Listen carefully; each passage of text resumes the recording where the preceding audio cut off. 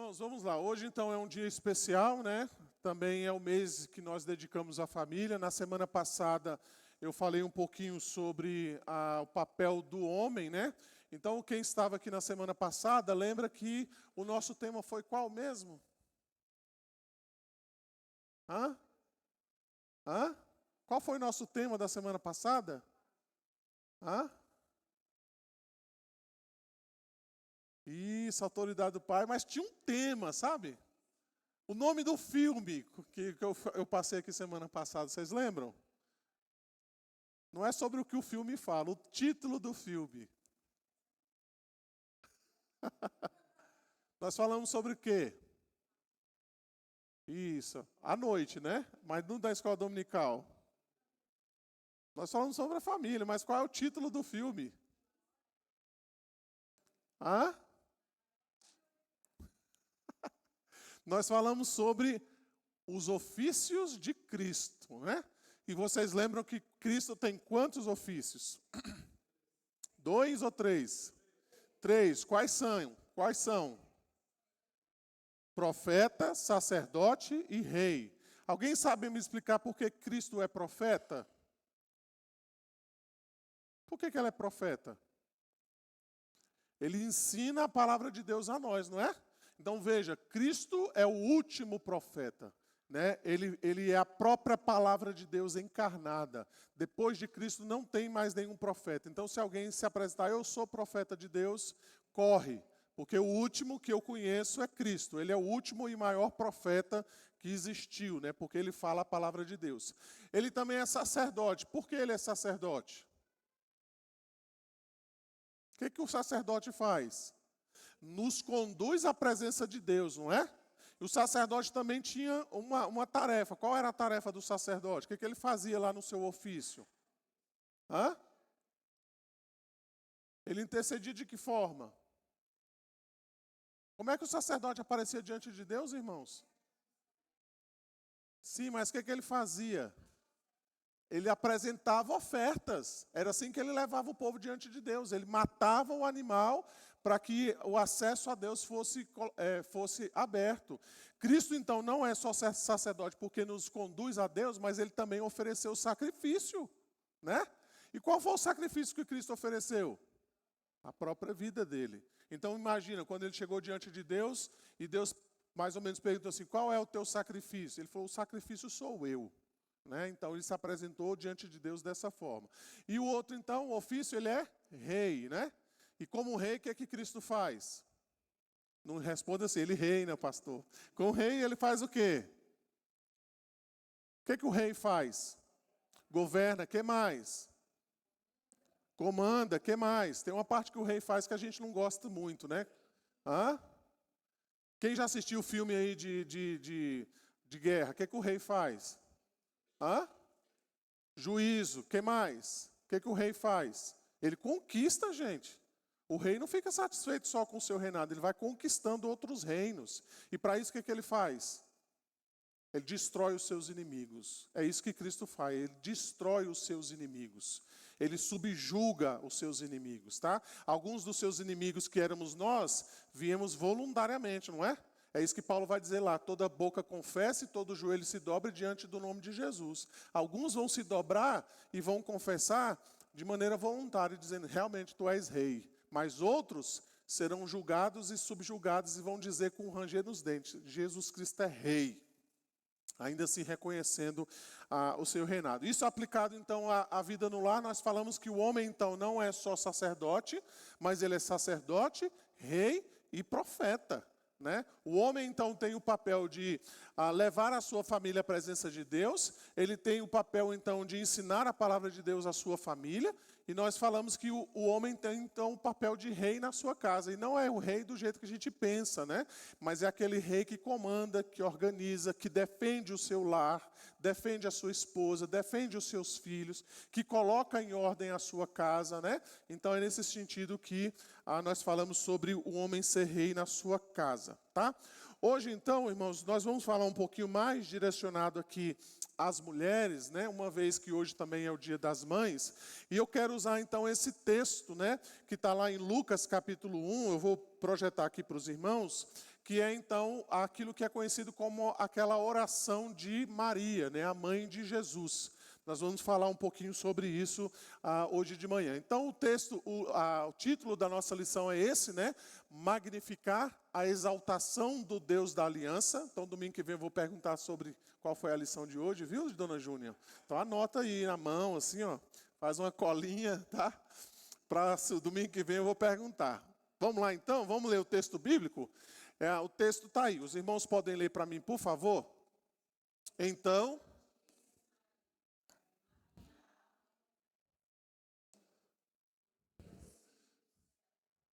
mais forte.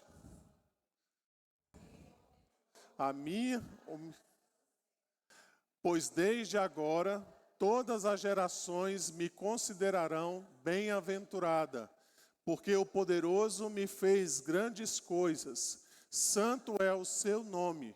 A sua misericórdia vai de geração em geração sobre os que o temem. Agiu com o seu braço valorosamente, dispersou os que no coração alimentavam pensamentos soberbos, derribou do seu trono os poderosos e exaltou os humildes, encheu de bens os famintos e despediu vazios os ricos, amparou a Israel, seu servo, a fim de lembrar-se da sua misericórdia a favor de Abraão e de sua descendência para sempre, como prometera aos nossos pais.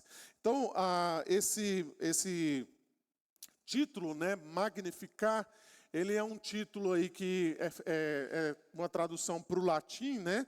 Mas ele vem exatamente aí do verso de número 46, né? Então disse Maria, a minha alma engrandece ao Senhor. Se a gente fosse fazer uma tradução literal, a minha alma magnifica ao Senhor. Uma palavra difícil, né? Pouco usada por nós, mas o sentido é esse, né? De uma mulher que está orando, magnificando, exaltando, dando louvores a Deus por aquilo que Deus está fazendo, não só na sua vida, mas também em favor do seu povo, como a gente vai ver daqui um pouquinho, tá? A gente vai perceber então, meus irmãos, que o magnificar, ele tem a sua base em diversos textos da Escritura, especialmente nos Salmos. Eu vou falar um pouquinho disso mais adiante, mas nós vamos perceber desde então que a oração de Maria, ela não é feita, irmãos, da cabeça dela. Ela não nasce da sua própria inteligência. Às vezes a gente tem a percepção, né, de lermos alguns textos da Escritura e a gente pensa assim, puxa, que legal que Paulo falou sobre isso, Pedro falou sobre isso, né, e tal. Mas se você parar para pensar e você fizer uma pequena pesquisa, por exemplo, numa concordância bíblica, e algumas bíblias que vêm em formato digital, elas já fazem essa ligação, você vai perceber que, na verdade, aquele autor bíblico, ele nada mais está repetindo aquilo que já havia sido dito há anos atrás, através dos salmos, através dos provérbios, através então dos profetas, né? Isso é interessante, irmãos, sabe por quê? Porque você percebe que essas pessoas eram pessoas piedosas. É como você perceber alguém que você percebe que essa pessoa está orando, e no meio da oração dela você percebe que ela está recitando salmos. Você pensa, puxa, essa pessoa está lendo a Bíblia. Porque a oração que ela está fazendo é uma oração que está transcrevendo os textos da Escritura. Então a gente percebe que essa pessoa é uma pessoa piedosa, uma pessoa temente a Deus. Veja aí, por exemplo, né, quando a gente olha aí o verso 46 e o verso 47, diz assim, magnifica minha alma ao Senhor, e meu espírito se alegra em Deus, meu Salvador. Se você der uma olhadinha aí nos versos 46 e 47. Isso é uma referência ao Salmo 103, verso 1. Bendize, ó minha alma, ao Senhor, e tudo que há em mim, bendiga ao seu santo nome. O verso 48, você vai ver assim, porque contemplou com favor sua serva em sua humilde condição. É uma citação do Salmo 25, verso 18. Considera as muitas aflições e o meu sofrimento, e perdoa os meus pecados. Veja a expressão que Maria usa por exemplo, aí no verso 49, quando ela diz, santo é o teu nome. Você vai ver, por exemplo, isso no Salmo 22, verso 3, contudo tu és santo, entronizado entre os louvores de Israel. Você vai encontrar essa mesma coisa de forma diferente no Salmo 71, verso 22. Eu também te louvo com a lira, celebro a tua verdade, ó meu Deus, cantar-te-ei salmos na harpa, ó Santo de Israel. Você vai encontrar a mesma expressão no Salmo 89, verso 18. Pois ao Senhor pertence o nosso escudo, e ao Santo de Israel, nosso rei. Então percebam, irmãos, que a oração que Maria está fazendo está recheada de Bíblia. Está recheada de Antigo Testamento, está recheado então da palavra de Deus. Então isso mostra o quanto essa mulher era piedosa, a gente vai falar sobre isso mais adiante, tá? Veja o verso de número 50 de Lucas 1, ele diz assim, e sua misericórdia se estende de geração a geração sobre aqueles que o temem. É uma citação então do Salmo 103, verso 17. Mas a misericórdia do Senhor é de eternidade a eternidade sobre os que o temem, e a sua justiça sobre os filhos dos filhos. O verso 51, agiu com o seu braço valorosamente, dispersou os que no coração alimentavam pensamentos soberbos. Isso você vai encontrar, por exemplo, no Salmo 98, verso 1, diz assim, cantai ao Senhor um cântico novo, porque ele tem feito maravilhas. A sua destra e o seu braço santo lhe alcançaram a vitória. Veja que, ainda assim, Isaías 53 fala algo semelhante do que Maria está dizendo, o texto conhecido lá de Isaías 53. Quem creu em nossa pregação e a quem foi revelado o braço do Senhor. Então veja que ela está recitando esses textos da Escritura. Ainda no verso 52, nós vamos encontrá-la dizendo assim, derribou do seu trono os poderosos e exaltou os humildes. Isso vai ser uma citação, por exemplo, semelhante, a gente vai encontrar em 2 Samuel 22, o verso 28, diz assim, tu salvas o povo humilde, mas com um lance de vista abate os altivos. É isso que vai dizer lá em 2 Samuel. E ainda o verso 53, encheu de bens os famintos e despediu vazio os ricos. Você vai encontrar isso também no Salmo 107, verso 9. Pois dessedentou a alma sequiosa e fartou de bens a alma faminta. Então nós percebemos aqui, irmãos, que o Magnificar, ele está cheio de palavra de Deus. A oração dessa mulher, então, revela exatamente isso, O compromisso, então, que ela tinha com o próprio Senhor. Nós podemos dividir, então, o Magnificar? Aqui parou, Lucas. Passou. O Magnificar, então, nós podemos dividi-lo em 4 estrofes, como se fosse, de fato, uma letra de música. Então, primeiramente, você vai ver que Maria enaltece a Deus pelo que Ele fez por ela. É uma moça humilde, ou de nascimento humilde, Então, uma pessoa que a gente consideraria hoje como uma pessoa pobre, Uma pessoa que não tem muitos recursos. Então, ela exalta a Deus por causa disso, Porque Deus encontrou essa mulher, Ainda que de forma humilde.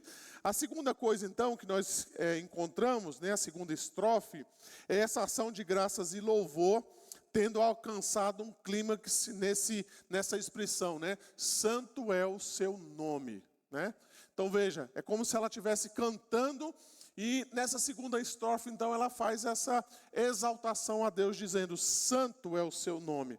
A terceira estrofe, então, nós vamos encontrar essa misericórdia em contraste à severidade de Deus para com aqueles que não o temem.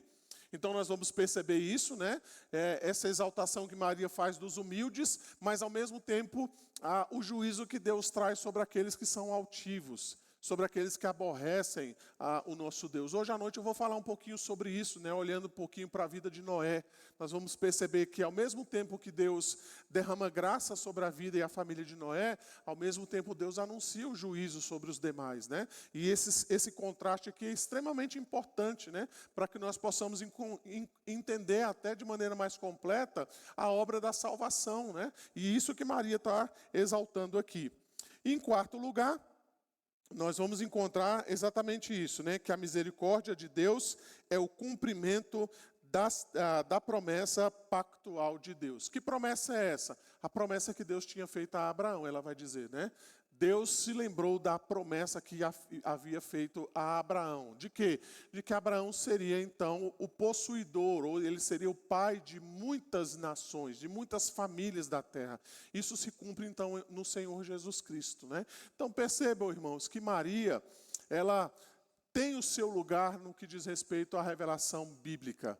Nós não a consideramos como mediadora, nós não a consideramos como na mesma autoridade do Filho, mas ela tem um papel importante e singular no que diz respeito à obra redentora. Ela é a mãe do nosso Salvador. E percebam aqui na oração que ela faz, né, que ela deixa isso extremamente claro. Ela diz que Deus a escolheu não é porque ela era a melhor das mulheres, mas porque ela era uma mulher humilde. E isso, inclusive, tem a ver com a própria vocação que Deus faz conosco hoje. Deus não escolhe pessoas inteligentes. Então, se você acha que você foi escolhido porque você é muito inteligente, né, ou porque você é muito bonito, né, não é nada disso. Deus não nos escolhe porque nós somos ricos. Deus não nos escolhe porque nós somos bem formados academicamente. Não, Deus não nos escolhe porque nós viemos de uma família proeminente, de uma família respeitada. Deus nos escolhe de maneira soberana. Deus escolhe quem Ele quer. Paulo vai dizer que Ele escolhe as coisas loucas desse mundo, né? Então, aqui estão os loucos que Deus escolheu neste mundo, né? Para trazer para si e revelar então a vontade, a sua vontade. Veja então que Maria, meus irmãos, ela não só compreende a sua própria humildade, mas ela compreende a misericórdia de Deus sobre a vida dela e de que o plano de Deus, na verdade, não tem a ver simplesmente com ela, mas tem a ver com as promessas que Deus fez a Abraão. Olha que coisa bonita, não é? Isso tem a ver também conosco. Deus nos abençoa, não é por causa de nós, não é por causa daquilo que eu faço. As bênçãos de Deus chegam até nós, não é porque Deus tem alguma dívida com você ou comigo. As bênçãos de Deus chegam até nós por causa das promessas que Ele mesmo fez. Então, quando Deus resolve agir em nosso favor, quando Deus nos abençoa, está baseado nisso, nas promessas que Ele fez a nós. Promessas das quais, então, Ele sempre cumpre, tá? Então, vamos lá, vamos dar uma olhadinha nos ensinos que nós temos a respeito, então, de Maria nesse Magnificat, né, nessa oração. Primeiramente, então, eu já falei sobre isso, nós vemos que Maria é uma mulher piedosa. Por que ela é uma mulher piedosa? Exatamente por causa daquilo que nós lemos aqui na sua própria oração. A oração dela está recheada dos salmos. Veja também que se você voltar um pouquinho aí no verso de número 28, você vai perceber, então, que ela é chamada de muito favorecida, né? Então percebam que essa palavra, né, é alguém que se torna gracioso diante de Deus, né? É alguém então que se mostra amável, agradável, é alguém que nós chamaríamos então de piedosa. Veja que ela mesma na sua oração, ela vai dizer que ela vai ser conhecida como bem-aventurada. A bem-aventurada aqui é o sentido de uma mulher feliz, uma mulher piedosa, uma mulher reconhecida, então, por aquilo que ela faz. Então, notem, irmãos, que a Deus, Ele usa pessoas realmente que o temem. Deus usa pessoas que o amam. E isso, então, nos mostra a importância, de fato, de nós amarmos a Deus. Não há como nós sermos instrumentos na mão de Deus se nós não amamos a Deus. Basta você ver toda a Escritura recheada disso. Todas as pessoas que foram usadas por Deus, embora tenham sido chamadas por graça, elas foram pessoas que dedicaram a sua vida a Deus, foram pessoas que amaram a Deus, foram pessoas que colocaram Deus em primeiro lugar, e muitas delas, inclusive, sacrificaram a sua própria vida por causa das coisas de Deus. Então nós precisamos olhar para Maria como essa mulher piedosa, né, que é usada por Deus por graça, mas que em todo o tempo, então, se demonstra uma pessoa dependente da graça de Deus, da misericórdia de Deus. Além disso, então, Maria descreve e exalta a misericórdia de Deus. Então notem, meus irmãos, novamente, Maria não está preocupada em si mesma. Maria não está dizendo, olha, está vendo como é que eu sou uma pessoa boa? Olha, tinha que ser eu mesmo, né? Tinha que ser eu, não tinha ninguém. As minhas vizinhas, aquelas fofoqueiras, não. Deus não usa essas fofoqueiras, não. Né? Deus tinha que realmente me usar, porque eu sou uma pessoa especial. Né? Os planos de Deus não vão se cumprir sem a minha presença. É isso que Maria faz? De jeito nenhum. Ela diz, Deus é misericordioso. Deus é bondoso, Deus se lembrou do seu povo. Olha, quem sou eu? Ela menciona ali nas entrelinhas, né? Quem sou eu? Eu sou uma pessoa humilde, mas a partir de então vou ser lembrada como uma mulher bem-aventurada. Então você percebe que ela está de olho na misericórdia de Deus, na graça de Deus, no pacto que Deus fez com o seu povo em resgatá-lo por meio de um Salvador. Veja então que Maria, ela sabe distinguir, então, nessa oração, entre os humildes e os poderosos. Então, percebam a descrição que ela faz. Deixa eu só abrir aqui, né? Mas olha que coisa interessante, né? Se você puder abrir lá também, Lucas capítulo 1, se você não está com ele aberto. Mas veja que Maria, então, ela sabe fazer essa distinção entre os humildes e os poderosos. Veja o verso 52, ele diz, derribou do seu trono os poderosos e exaltou os humildes. Olha como é que isso é algo descrito nas Escrituras. Enquanto nós gostamos daquilo que é exaltado, Deus está dizendo, eu exalto os humildes. Né? Lembra lá do que o outro autor bíblico vai dizer, que Deus resiste aos soberbos, mas exalta os humildes? Essa é a equação da Escritura. Enquanto nós gostamos daquilo que é aparente, daquilo que é exaltado, Deus tem prazer na humildade. Deus tem prazer naquele que é, então, dedicado a Ele. Veja, então, que Maria vai dizer assim, olha, encheu de bens os famintos e despediu vazios os ricos. Parece contraditório, não é? Pobres tendo a sua necessidade suprida e os ricos passando fome. Mas essa é a conta que Maria está dizendo aqui. Ele amparou Israel, seu servo, a fim de lembrar-se da sua misericórdia. Então percebam, irmãos, como ela deixa isso claro. Ela deixa claro que Deus está interessado nos humildes. E quando ele faz isso, ele despreza os soberbos. Ele despreza os poderosos. Ele despreza aqueles que confiam na sua própria carne. Ele despreza aqueles que confiam em si mesmos. Irmãos, essa é a equação da Bíblia. Nós precisamos ter isso na nossa mente, né? Deus não se agrada muitas vezes daquilo que enche os nossos olhos. Mas Deus se agrada da humildade, do coração sincero, do coração contrito. Deus não se agrada do aparato religioso, cheio de pompa, cheio de coisa. Mas Deus está interessado num coração que depende exclusivamente dEle. E é isso então que nós vemos nessa oração de Maria.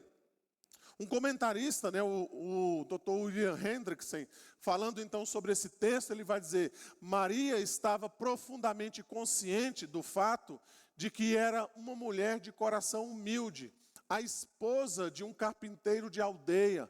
Aos olhos de muitos, ela provavelmente era considerada como alguém a quem dificilmente Deus faria objeto de seu favor especial. Não obstante, doravante, não só Isabel, mas todas as nações chamariam bem-aventurada. Então isso deveria servir de ensino para nós. Deus escolhe as coisas humildes. E Ele despreza os soberbos. Ele despreza os altivos. Ele despreza aqueles que se acham melhores do que os outros. Aqueles que têm uma visão equivocada de si mesmos. Aqueles que exaltam o seu próprio coração. Aqueles que confiam nas suas próprias qualificações. Aqueles que colocam a sua confiança nas coisas terrenais. Tá? Ainda, né, nós podemos dizer que a fé de Maria se expressa de forma tão comovente no Magnificar. Fé no Deus poderoso e misericordioso, o santo, o socorro em tempo de necessidade, o Deus do pacto, aquele a quem ela chama meu Salvador. Essa profissão de fé percorre as linhas do texto bíblico do princípio ao fim, sendo uma boa razão para denominar seu poema o Cântico de Fé de Maria, tá? Além disso, então, meus irmãos, nós vamos ver que Maria, ela revela a confiança na providência de Deus. Você vai ver, então, isso, né? Aí no verso de número 54 e 55, amparou a Israel seu servo, a fim de lembrar-se da sua misericórdia a favor de Abraão e de sua descendência para sempre, como prometera aos nossos pais. Se a gente pensar, né, naquilo que Maria está colocando aqui diante de nós precisamos tentar contextualizar um pouquinho, né? Se você se lembrar, existia ali pelo menos 400 anos que esse povo não ouvia mais nenhum tipo de profecia. Deus teve ali o seu último profeta no Antigo Testamento, né, como sendo o profeta Malaquias, e depois disso, então, o povo ficou 400 anos sem ouvir a voz de Deus. Você sabe por que é isso, gente? 400 anos? Você já pensou se você ficar um ano sem ir à igreja, né, sem ouvir algo novo de Deus? Eles tinham os escritos do Antigo Testamento, certamente, mas Deus não se revelava mais como ele estava acostumado a fazer por meio dos profetas Jeremias, Ezequiel, né, o próprio Moisés e tantos outros. E a pergunta que se fazia é: quando é que Deus vai cumprir as promessas dele? Já se passaram 400 anos e nada até agora aconteceu. Mas percebam que quando Maria é visitada pelo anjo do Senhor, quando ela então, quando a ela é anunciado o nascimento do Senhor Jesus Cristo, quando ela então é tida como essa escolhida mãe de Deus, né, de que ela então daria prosseguimento ao plano redentivo de Deus através do Messias, que era o próprio Senhor Jesus Cristo, ela lembra logo então das promessas que Deus havia feito. Vejam então, irmãos, que essa mulher, embora ela não tenha vivido os 400 anos que se havia passado, a primeira coisa então que ela coloca aqui diante de nós, dentre as primeiras coisas, é exatamente essa confiança na providência de Deus. Ou seja, Deus não esqueceu do seu povo. Deus não esqueceu das suas promessas. Olha como isso pode ser aplicado para nós hoje. Quando nós muitas vezes, né, nos deparamos com situações como está acontecendo no Rio Grande do Sul, quando nós estamos vendo diante de nós o aumento da criminalidade, quando a gente vê o desvio moral, né, de muitas pessoas, inclusive dentro da própria igreja, quando a gente percebe o aumento da corrupção e parece que as coisas estão completamente desgovernadas, parece que o mundo está virado de cabeça para baixo, e eu não sei se você de repente já parou para pensar, né, e ficou assim, meio que coçando a cabeça e falando assim: será que esse negócio de Jesus vai voltar é verdade? Está demorando tanto, não é? Já estou servindo a Deus 40 anos, 50 anos. Os meus pais já falaram sobre a volta de Jesus na década de 40, na década de 50. Eu fui ensinado a respeito da volta de Jesus. E hoje eu estou com a idade que os meus pais tinham, talvez na época que eles me ensinaram isso, e até agora Jesus não voltou. Será que realmente isso vai acontecer? Veja que Maria então nos ensina a respeito da confiança na providência de Deus. Essa confiança na providência de Deus, irmãos, não quer dizer que tudo vai dar certo, mas que Deus está controlando todas as coisas. E Deus está encaminhando o mundo para um propósito que Ele mesmo estabeleceu. O que nós chamamos de telos, né? É um propósito único que Deus então está dirigindo o mundo, que em primeiro lugar é para a sua própria glória, para o seu próprio louvor, para a exaltação do seu próprio nome. Então veja que esta mulher humilde, ela não perde a sua esperança de que Deus vai cumprir as suas promessas. Assim como nós também não podemos perder a nossa esperança de que Deus vai cumprir as promessas dele nas nossas vidas de modo particular, mas também na sua igreja, no meio do seu povo. Então, que Jesus vai voltar é uma promessa que nós precisamos confiar sempre na providência de Deus. Ainda que os nossos olhos percebam que parece que está tão distante, tão longe, mas certamente está tão mais perto quanto a gente possa imaginar. Era uma volta, né, que a gente não pode fazer um cálculo e descrever exatamente o dia que ela vai acontecer, mas ela pode acontecer a qualquer momento, ela pode acontecer no próximo minuto, no próximo segundo. E nós devemos então confiar na providência de Deus. E é isso então que essa mulher demonstra para nós. Então percebam, irmãos, uma mulher que nos nossos dias a gente poderia dizer, é uma mulher pobre, sem instrução, uma mulher que mora numa comunidade carente. Ela vai casar com o marido, a gente olhava assim, como é que esse marido vai sustentar essa mulher? Ele é carpinteiro. Ele nem tem uma estabilidade financeira, né? Como é que Deus vai fazer um negócio desse, né? E de repente chega a notícia, aquela mulher humilde está grávida do Redentor, vai dar a luz então ao Salvador. E a gente fala, gente, que loucura. Por que Deus não escolheu um camarada rico que tinha dinheiro, podia até dar uma vida melhor para Jesus, não é? Quem sabe dar um iPhone para ele, quem sabe dar uma casa melhor para ele, ele não precisava passar toda aquela situação que ele passou, né, da sua mãe grávida, ter que ficar ali numa estrebaria. Que situação difícil, que situação constrangedora. Mas foi assim que Deus escolheu. Sabe para quê, irmãos? Para tirar de nós o orgulho, para tirar de nós a nossa confiança, para que a nossa confiança esteja na providência e no amor de Deus e não em nós mesmos.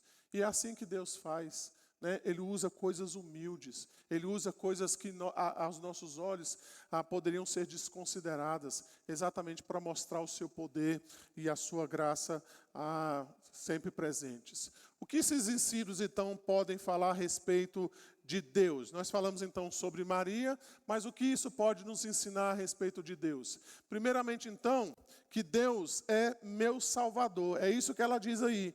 E o meu espírito se alegrou em Deus, meu Salvador. Olha que coisa bela, não é?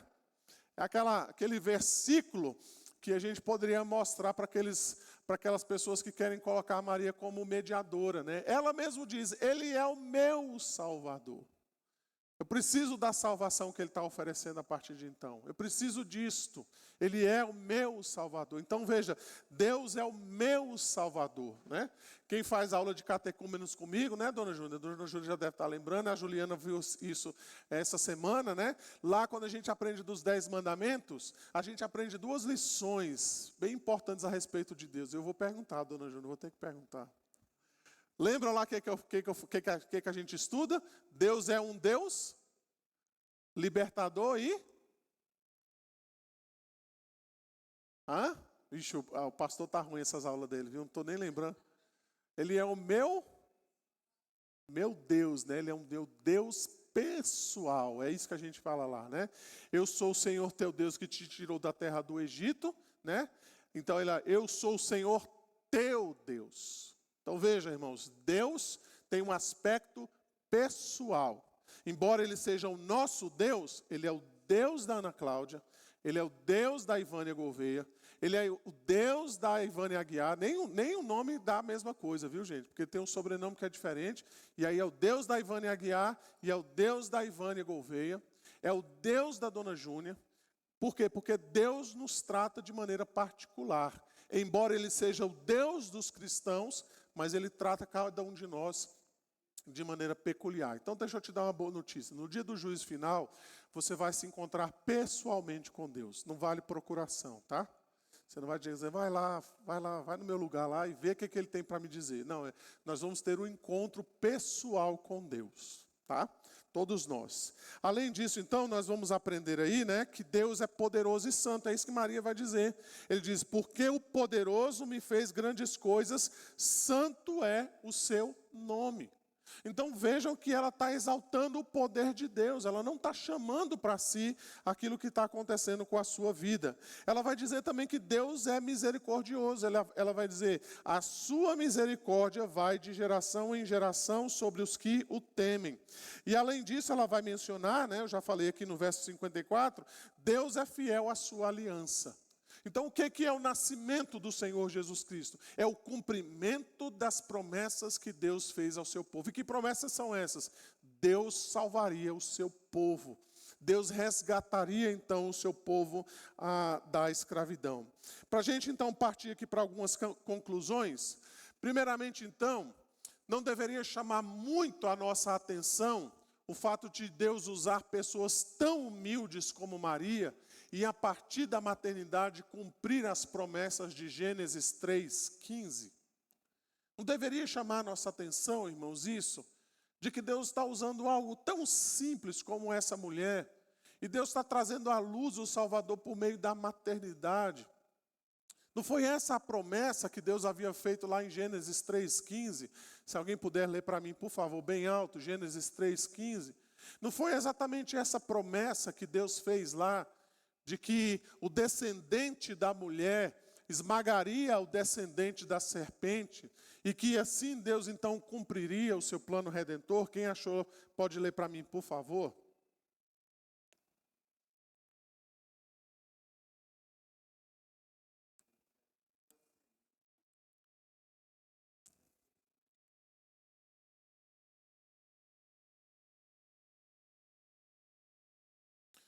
Isso, tá? Então vejam, irmãos, que embora o primeiro casal tenha pecado, Deus não tira da mulher esse privilégio da maternidade.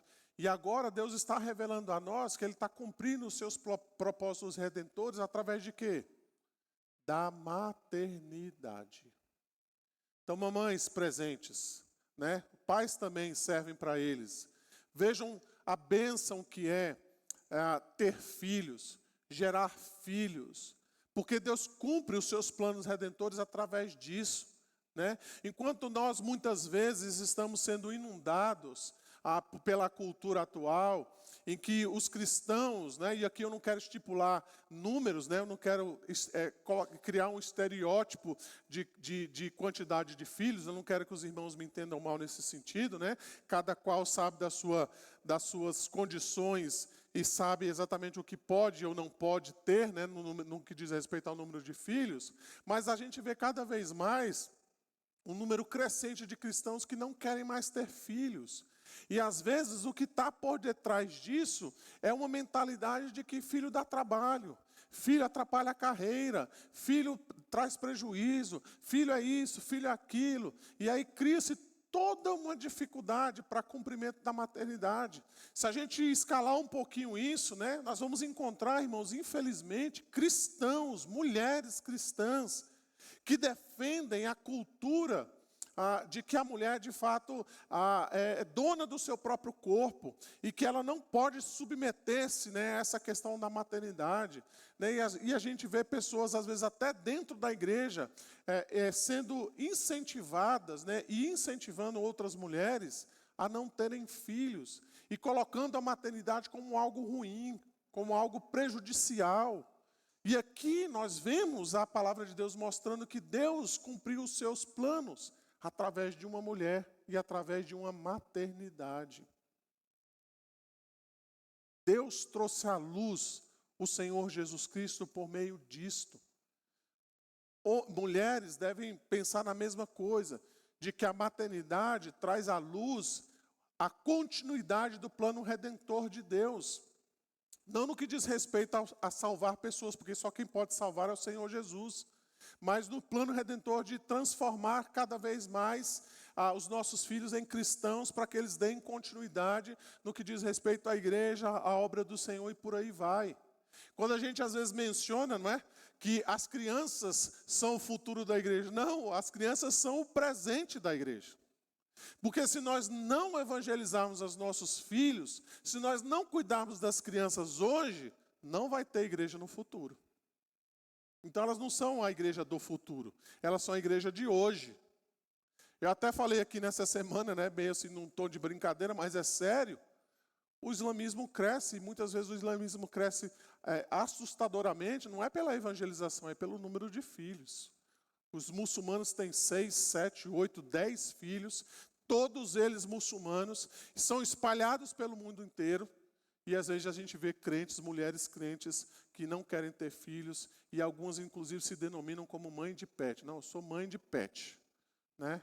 Eu não quero ter filhos, eu quero ter animais, eu quero criar isso, eu quero criar aquilo, eu não quero ter filhos. Volto a dizer, irmãos, eu não estou jogando nenhuma pedra em ninguém, cada qual sabe da sua situação.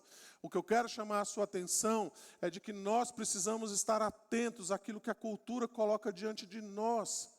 E a cultura muitas vezes tem transformado a maternidade em algo ruim, em algo que não é agradável, e tem levado muitas mulheres a abandonarem o seu papel de mães, porque tem transformado essa questão da maternidade em algo extremamente prejudicial à vida da mulher. Mas aqui nós temos uma mulher que gerou o Filho, o nosso Salvador. E é através, então, desse ato, né, que Deus cumpre os seus planos, não só na vida de Maria, mas certamente em todo o seu povo. Deus, então, cumpre suas promessas, exalta a mulher e a maternidade, mesmo quando ela não estava nos planos de Maria. Ela que eu digo é a maternidade. Se você parar para pensar, Maria não planejou essa gravidez, não é? Não deveríamos ter a mesma compreensão quando tratamos dessas questões nos dias de hoje? Nós não deveríamos pensar nisso?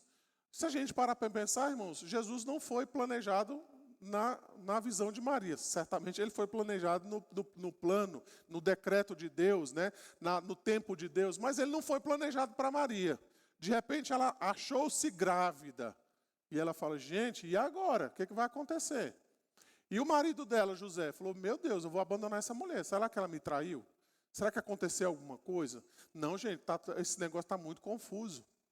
Talvez, olhando humanamente, falando, Maria teria razões para dizer, olha, eu não sei quem é o pai, eu não sei o que aconteceu, uma coisa eu sei, eu não quero esse menino. Eu vou providenciar para que eu possa voltar ao meu estado original. Não quero ter essa gravidez, eu não sei nem quem é o pai, né? E quando a gente trata, então, dessas questões dos dias atuais, nós precisamos pensar nisso. Se a gente pensar, irmãos, a grosso modo, né, eu não quero ser aqui simples no que eu vou dizer, mas Jesus nasceu de uma gravidez inesperada. E hoje nós vimos muitas pessoas, né, você deve conhecer a história de alguns homens e mulheres que nasceram de uma gravidez inesperada, indesejada, e que por alguns momentos a mãe ou os pais pensaram inclusive no aborto, mas a mãe então, num certo momento, decidiu que isso, né, ia acontecer de fato, né, essa criança ia nascer, e a gente encontra às vezes muitos casos de pessoas que, embora não tenham uma gravidez desejada, os filhos se tornaram uma bênção. Os filhos foram alcançados pela graça, foram transformados e por aí vai. Então, novamente, irmãos, eu não quero entrar aqui em detalhes, a gente não tem muito tempo para isso, mas isso deveria chamar a nossa atenção quando nós pensamos nas políticas que nós temos nos dias atuais, nas propostas que nós temos nos dias atuais, de legalização do aborto, por exemplo, né? De transformar as mulheres em donas do seu próprio corpo, né? Em incentivá-las a abortarem os seus filhos no momento que elas quiserem, né? Quando os nossos políticos propõem leis que facilitam o aborto de mulheres, das crianças e por aí vai. Nós deveríamos nos lembrar disso, que o nosso Salvador veio de uma gravidez inesperada. E Ele trouxe vida a cada um de nós. Ele trouxe vida ao seu povo. Ele cumpriu, então, as promessas de Deus para as nossas vidas. Assim, então, irmãs, eu quero finalizar dando uma palavra aqui de incentivo, né, a cada uma de vocês, mães, pelo Dia das Mães, incentivando você a que você, então, possa cultivar essa maternidade. Eu sei que algumas mães aqui já têm os filhos bem grandinhos, né? Eu sei que outras estão aí, talvez, pensando, né, em se tornarem mães. Eu quero mesmo incentivar você, né, a olhar para a vida de Maria como essa mulher piedosa, como essa mulher dedicada a Deus, como essa mulher temente ao Senhor.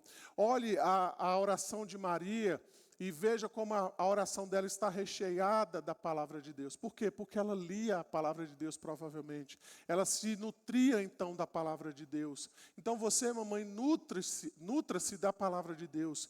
Encha o seu coração da palavra de Deus, para que os seus filhos percebam, até pela sua oração, de que você está cheia da palavra de Deus. Para que nós, aqui na igreja, possamos perceber, puxa, como essa mãe ora segundo a palavra de Deus. Olha, eu pude perceber na oração dela que ela estava citando aqui o Salmo 42, ela estava citando aqui o Salmo 53, ela estava citando aqui uma passagem do apóstolo Paulo. Por quê? Porque essa mãe está tão cheia da palavra de Deus que a sua oração transborda a palavra de Deus. Ajude os seus filhos a também serem pessoas piedosas. Mães, ajudem as mulheres mais novas no que diz respeito à maternidade. Incentive essas mulheres a terem filhos. Eu não estou dizendo que ela tem que ter muitos filhos. Estou dizendo que você tem que ter a gente fala lá na Bahia, né, uma penca de filho. Não é isso. Mas incentive essas mulheres, converse com elas a respeito da maternidade, as incentive então a serem mães, a verem a maternidade como algo de Deus, algo benéfico, algo glorioso. Porque essas mulheres muitas vezes, especialmente as mais jovens, ouvem o tempo todo a respeito da perversidade, da ruindade da maternidade. E elas precisam ouvir de nós, né, mulheres cristãs, de que a maternidade não é nada disso. Né? Mas a minha chefe lá no trabalho falou que a maternidade é ruim. A sua chefe não sabe de nada. Quem sabe aqui somos nós. E sentar com essa menina, sentar com essa mulher e dizer, olha, a maternidade é algo maravilhoso. Olha, eu criei os meus filhos, eu criei a minha família. Dá trabalho, mas é uma bênção. E é isso que Deus quer para a sua vida, né? É isso que Deus deseja para a sua vida. Talvez seja oportuno você, mãe, orar por uma jovem que talvez está até com dificuldade de engravidar. Eu não sei se há no nosso meio alguém nessa situação, mas alguém que você conhece, que tem orado e tem pedido a Deus para ser mãe, mas tem dificuldade de engravidar. Ore por ela. Incentive ela para que ela continue. Se de repente nada disso der certo, né, de maneira natural, quem sabe você pode incentivá-la a adotar uma criança. Né, alguém que de fato possa ser trazido no seio da sua família. Tudo isso tem a ver exatamente com o incentivo que nós devemos ter a essas mulheres a respeito então da maternidade. E especialmente, irmãos, aquilo que nós chamamos de maternidade cristã, que é de fato ser mãe com o intuito de ensinar aos nossos filhos a palavra de Deus. E assim então que Deus possa derramar sobre nós a sua graça, especialmente sobre você, mamãe. Né? Eu sei que eu dei muito trabalho para minha mãe, né? Ontem inclusive eu estive lá, mas eu agradeço a Deus pela minha mãe. Né? E hoje eu entendo as motivações e os propósitos das chineladas, das cintadas, dos castigos, né, do trabalho difícil que a minha mãe teve para poder educar. Ainda tem muita coisa para ser feita, viu, irmãos? Mas, se não fosse a minha mãe, né, se não fosse a minha esposa com os filhos, com os nossos filhos também, certamente a coisa seria muito mais difícil. Se não fossem as mães da nossa igreja, certamente os nossos jovens não nos dariam aqui um café da manhã tão precioso como esse, não é verdade? E isso tudo então nos leva, meus irmãos, a um propósito único, de que ser mãe é uma bênção. Apesar das dificuldades, apesar das lutas, apesar de todas as tribulações, ser mãe é uma bênção. Maria foi a mãe do nosso Salvador. E que ela possa ser também uma inspiração para cada um de vocês. Olhando para ela como uma mulher piedosa, uma mulher temente ao Senhor, uma mulher que esperou e confiou na providência de Deus para a sua vida e também para o seu povo. A senhora quer falar? Sim, por favor.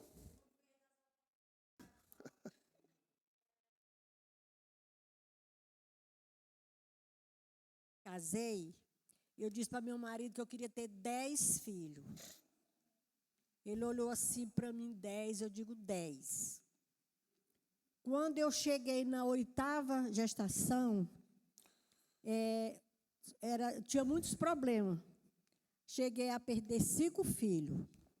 Criei 3. Aí não foi possível mais eu engravidar. Mas esses 3 filhos que Deus me deu, umas pessoas de ouro. Hoje de manhã, filhos e netos estavam tudo na casa do Senhor. Amém, irmãos? É ali, Claudinha. Bom dia. Ontem, eu e a Ana Josina tivemos a oportunidade de irmos visitar uma SAF, que está nascendo da Igreja Presbiteriana Altiplano. E ontem eu fiquei, assim, emocionada. Tinha uma senhora que é esposa do seminarista, já tem 4 filhos, e estava com um bebezinho no colo. E a gente foi conversar depois da palestra, né, tomar aquele chazinho lá, muito gostoso.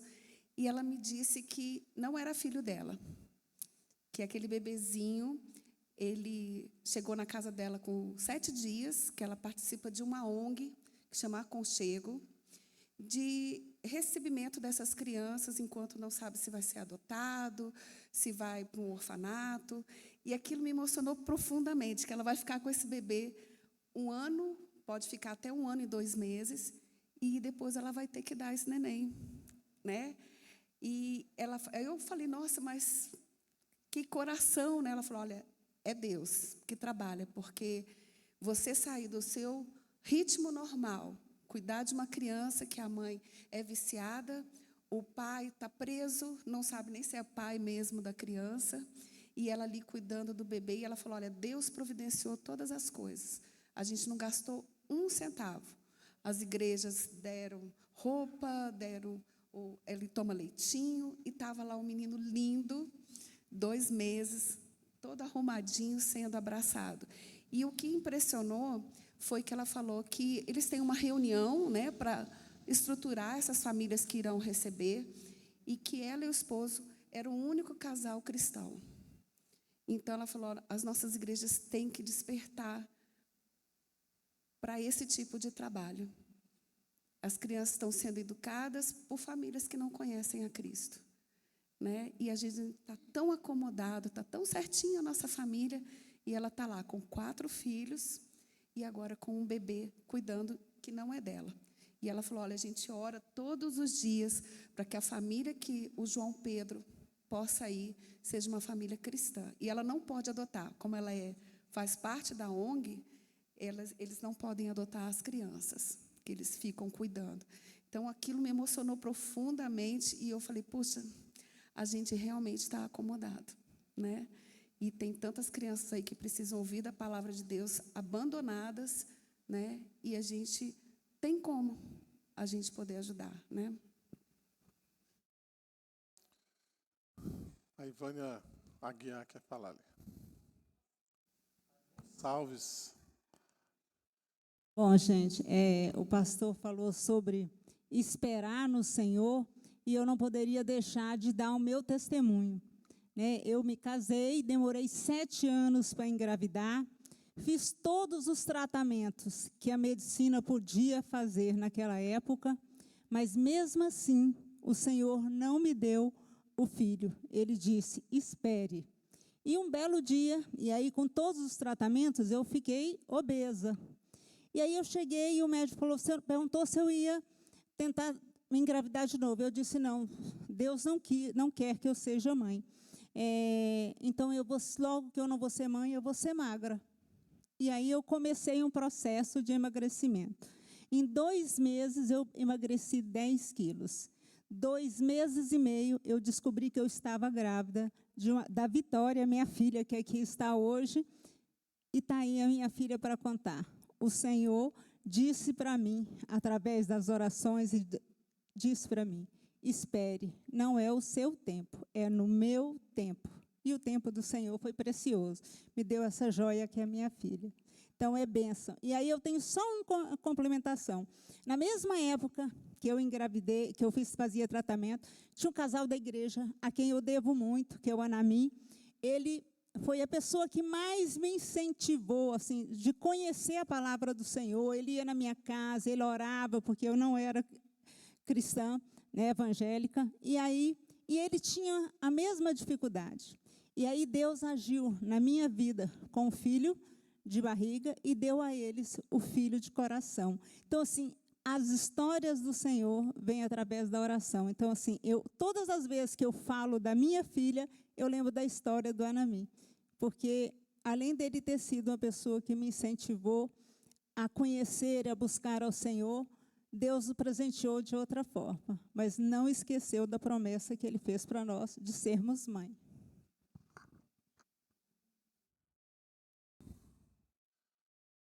Pode chamar o pessoal lá para ver se eles já estão subindo.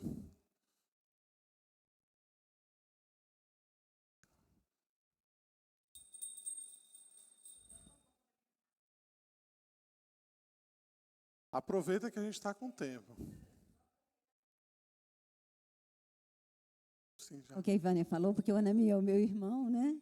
E depois do Estevão, que foi o primeiro filho, eles tiveram o segundo filho também do coração, de modo também quase inexplicável, né? Providência divina mesmo. E uma prova de que não importa a idade, né? A minha cunhada já estava com a idade já, né? Com 50 e 2 bebês. Um bebê, depois de 2 anos, mais um bebê recém-nascido. Estão lá meus sobrinhos, amados tanto quanto os outros. Da mesma forma, são sobrinhos. E é um estímulo para aqueles que não podem, né? Que têm dificuldade, tem muita criança para ser adotada. Esse programa que a Claudinha falou ontem encheu nossos olhos de lágrimas mesmo. Todos nós podemos. E um comentário que ela fez, que a grande maioria que estão trabalhando nesse processo de cuidado por tempo determinado, tem inclusive casais homossexuais, tem mães sozinhas, e cristão, o único casal de mais de 50 pessoas que estava nessa reunião, o único casal cristão é esse seminarista já com 4 filhos. É um tapa para a gente reagir, né, gente? Lembrar que a Bíblia fala que nós somos adotados, né? Nós não somos filhos naturais, nós não éramos da oliveira natural, né? Nós somos enxertados na oliveira, nós éramos da oliveira brava, é o que Paulo vai dizer lá. Nós somos adotados como filhos, né?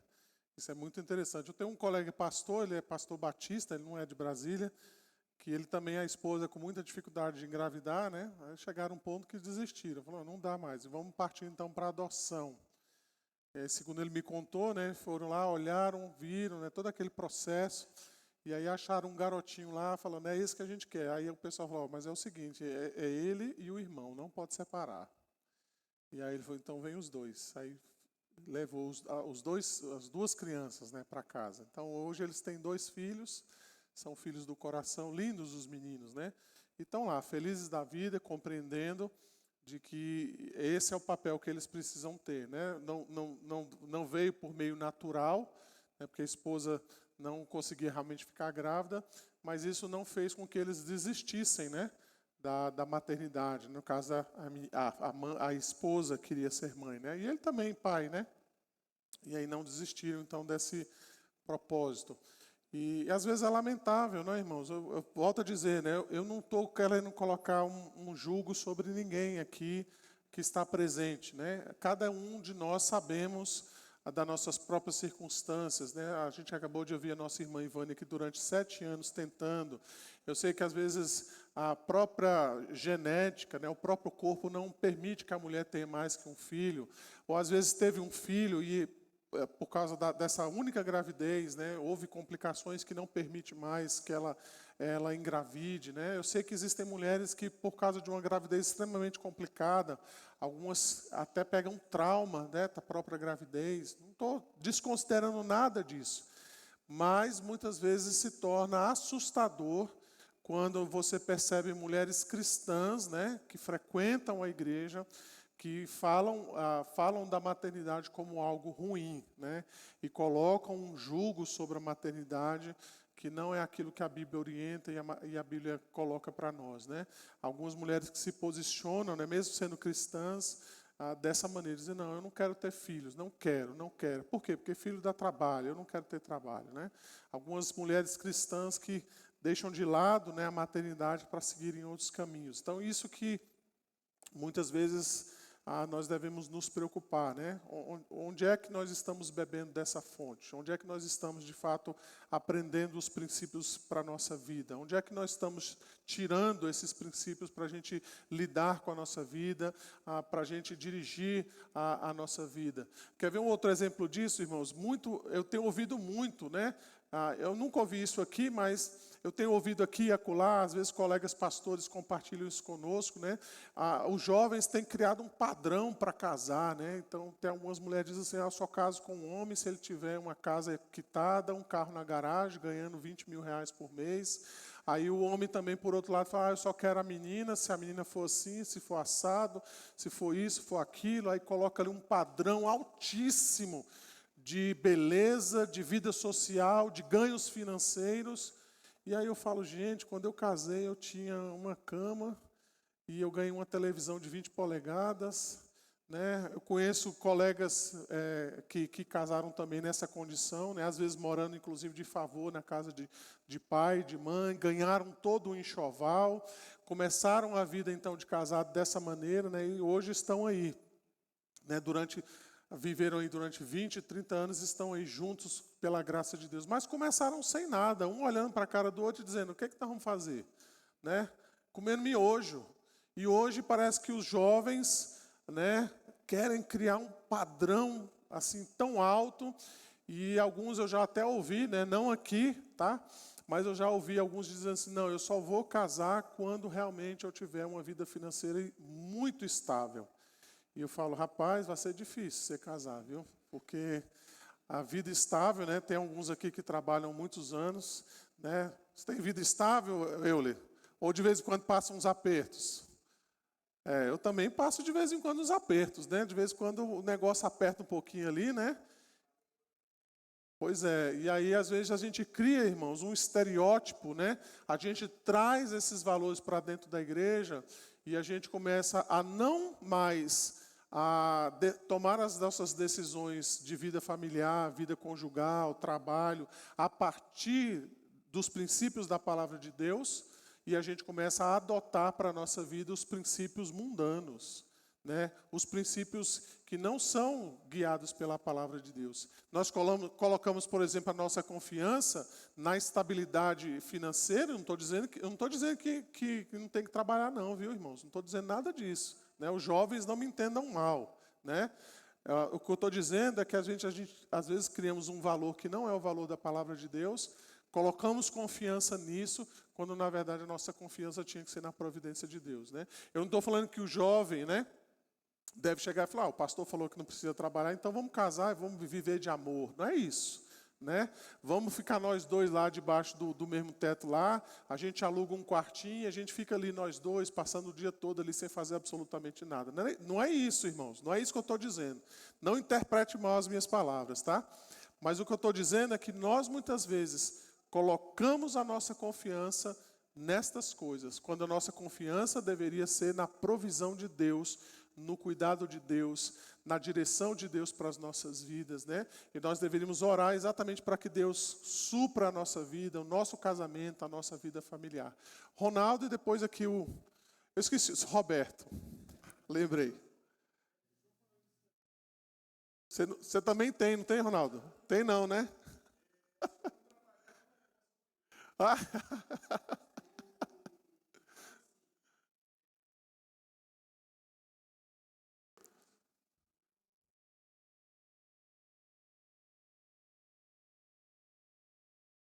Não faz.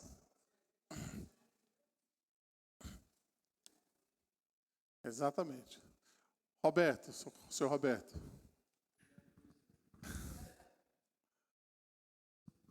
Salmo 37, versículo 5.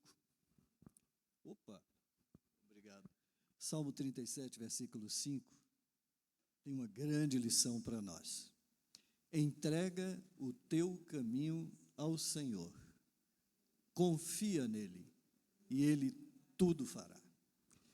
Esse texto, ele tem falado muito fortemente aos nossos corações. Nós já temos a idade avançada. Eu sou pai do Daniel, que é membro de hoje daqui, e da Lília, né? E eu ficava procurando saber de Deus o que é que ele queria dizer entre entregar e confiar. Porque muitas vezes nós entregamos, mas não confiamos, e às vezes nós confiamos, mas não entregamos. E veio uma ilustração que me chamou bastante a atenção. Essa palavra, entregar e confiar, ela significa e ela tem um histórico que eram os comerciantes beduínos ou aqueles que estavam no deserto, que pegavam os seus bens mais valiosos e passavam por um lugar e deixavam que essas caravanas com os bens mais preciosos fossem entregues e confiavam que ela chegaria do outro ponto, onde ele poderia comercializar. Eu achei isso bastante significativo. E hoje, talvez a das grandes dificuldades que nós temos enfrentado nas nossas igrejas, como servos de Deus, seja o entregar e confiar. Nós vivemos num mundo cético, num mundo onde Deus tem sido abolido, onde a providência divina tem sido deixada de lado. Nós não confiamos, porque o mundo materializado está nos mostrando que há necessidade da conta bancária, do cartão de crédito, do consumir, e se você não tiver o dinheiro, Deus não vai prover para você. E aí tem aquele velho ditado que diz: faça a tua parte que eu te ajudarei, que eu não sei onde é que encontraram isso na Bíblia até hoje, né? Ciclo bíblico, viu? Mas não é. Não tem É igual nada. a esperança é a última que morre. Tem gente que acha que está na Bíblia, mas não está também. Exatamente. Muito obrigado, pastor. Obrigado, senhor Roberto.